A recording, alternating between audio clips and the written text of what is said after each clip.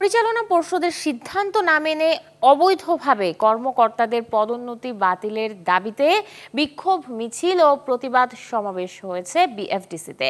গতকাল জাতীয়তাবাদী এমপ্লয়িজ অ্যাসোসিয়েশনের ব্যানারে মিছিলটি পুরো এফডিসি ঘুরে শেষ হয় প্রশাসনিক ভবনের সামনে এসে।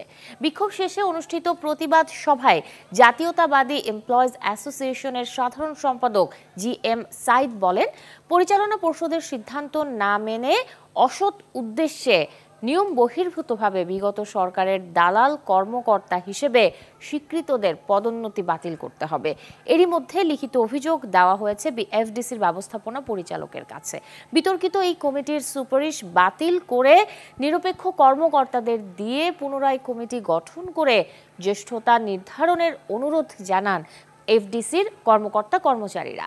একই সাথে এই বিষয়ে কার্যকর উদ্যোগ নিতে তথ্য ও সম্প্রচার উপদেষ্টার হস্তক্ষেপ কামনা করেছেন পদোন্নতি বঞ্চিতরা।